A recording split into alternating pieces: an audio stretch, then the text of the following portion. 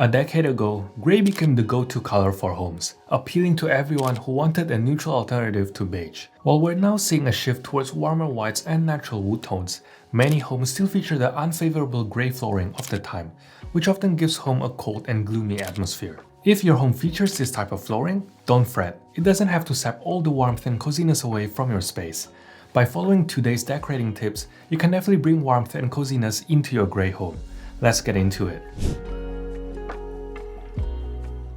Before we get started, I just wanted to say that if you love grey wood look floors, that is great. You have to embrace what you truly love to create a space that truly feels like yours. And just because something is no longer trendy does not mean that you can't have it in your home. That said, decorating with grey laminate floors still presents its own challenges. The reason why they're tricky to decorate with is because the material does not really exist naturally. The only time that you see it is in untreated timber that has been exposed to salt water or UV rays, and even then, how grey the material appears drastically varies from one wood to another. Therefore, most grey flooring is man-made, whether that is vinyl flooring or laminate. This is where decorating gets difficult, as natural wood typically has warmer, more varied tones which add warmth and character to a space.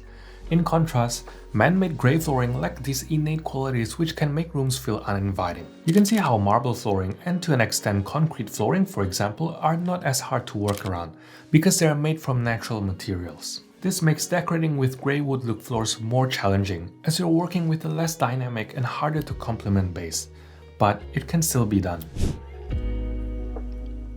The first step is to identify what type of grey flooring you have, as just like any warm or neutral timber, grey wood look flooring runs the whole gamut. You can find it in all sorts of shades from light white grey to taupe grey, cool blue grey, and even silver gunmetal grey. Plus, it comes in all sorts of grains from light to heavy, as well as various undertones ranging from cool to warm. You may want to pause the video now to identify your flooring type or at least understand what you're working with. Once you have, here's a few tips to guide you once you've identified your grain and undertone.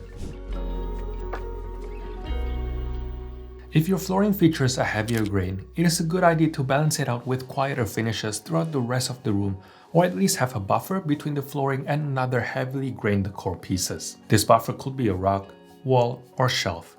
Conversely, if your flooring has a lighter grain, you may opt for bolder finish to add more visual interest.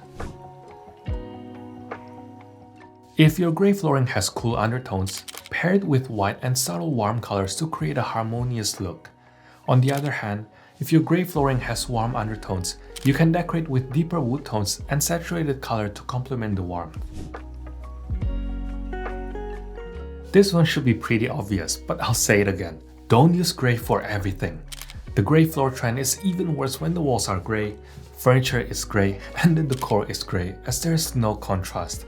Everything just looks so sad. Now, I totally understand that many people love grey furniture, and I agree that it can look stunning on its own.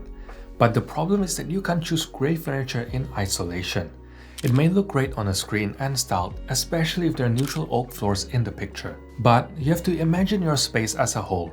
If your home is already mainly grey, it won't look as good as the photo.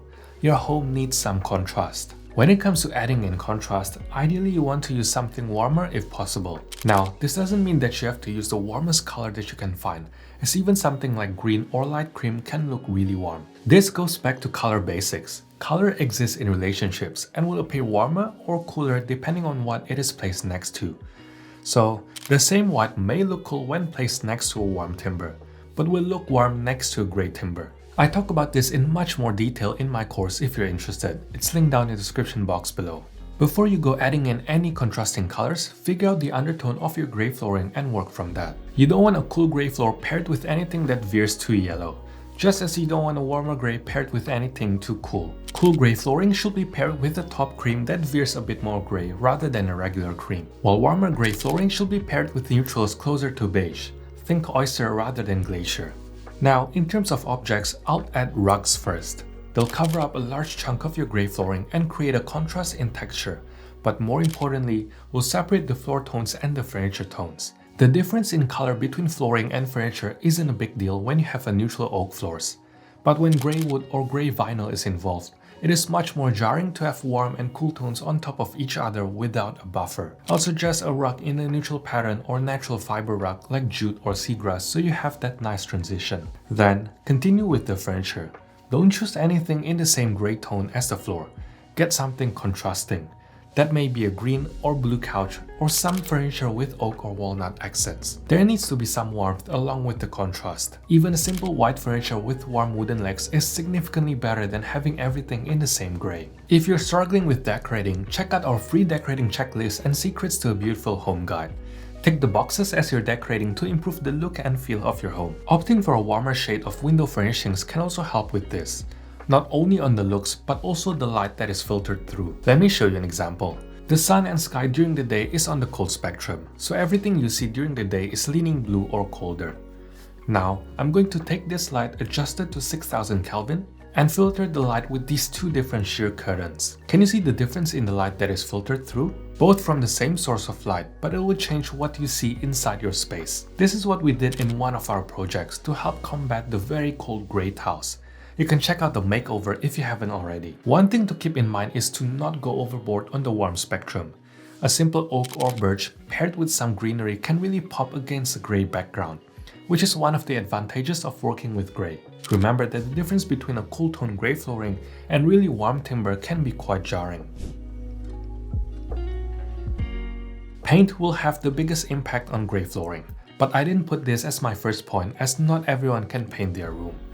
But if you're in the position to do so and have the dreaded all gray interior, painting your walls will have an instant impact. There's no universal answer for what paint color you should choose, as it depends on many things such as how much natural light enters into your room's orientation, and what other finishes are present. But in general, you should warm up gray wood flooring with warm paint, as the problem is that the flooring is often too stark or too cold. And while my answer is to use warm paint, I don't want you to go overboard, as your typical warm beige paint will look too jarring against a cold gray floor. I find that light cream is a safe choice, something like Benjamin Moore Maritime White, Seashell, Navajo White, or Sherwin-Williams Divine White or Ivory Lace. Alternatively, a good hack is to choose a warm paint color that has a bit of gray in it, like a muted olive green paint or something classic like the Benjamin Moore Classic Gray. Again, don't take my recommendation as a blanket approach. Test the paint first. Grab a sample, ideally one made from real paint, not printed ink, and observe it under different lighting conditions. Also observe it with a white border around the sample. I always do this as I don't want the existing wall color to influence my perception of my new paint color, because the old paint color won't be in the equation. Usually an A4 piece of paper works really well for this. As I've talked about many times before, any color or wood tones you introduce needs to be repeated throughout your space. Repetition will help create that cohesive and unified look you're after, as it will tie all your different elements together in the room. There's this concept of red thread which I encourage you to watch after this video if you haven't already.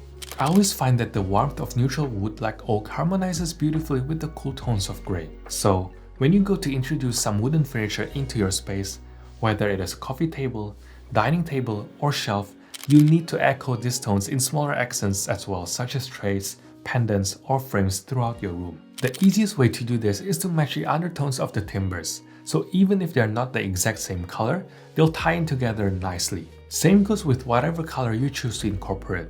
Include a variety of the same color throughout your space so they tie in together nicely. You can repeat these colors anywhere, such as in your art, pillows, throws, and other decor pieces. I've said this many times, but the same thing applies here. How you light your space will completely change how the space looks and feels, as light is what lets us see things. Remember your 5th grade physics? So, first things first is to always layer your lighting. Start with your overhead fixtures like pendants and recessed lights, and even more importantly, your floor lamps and table lamps with shades for general illumination. Then, add in task lighting such as desk lamps or under cabinet lights to support specific activities like reading. Last, add in accent lighting to highlight architectural features or artworks. I've talked about this in more in-depth in my lighting video, so check that out if you're interested. I also highly encourage you to use warm lights with gray flooring, as it will completely change the ambience of your space. Opt for warm white bulbs which are between 2700 to 4000 Kelvin, as it will emit a beautiful golden yellow light. You can also go lower like 2200 Kelvin, which I often do at night. I highly recommend using warm lights as it will help soften the cool undertones of gray and create a cozier atmosphere. It is true that gray flooring is going out of trend, but that doesn't mean that your space is unsalvageable or doomed to look dated. Warm it up with furniture, decor, paint, and lighting. And remember to apply contrast and repetition so it ends up looking cohesive. If you enjoyed this video, be sure to check out this video on how to make your home look cohesive and how to decorate a cookie cutter home. Otherwise, thanks for watching, and I'll see you in the next one.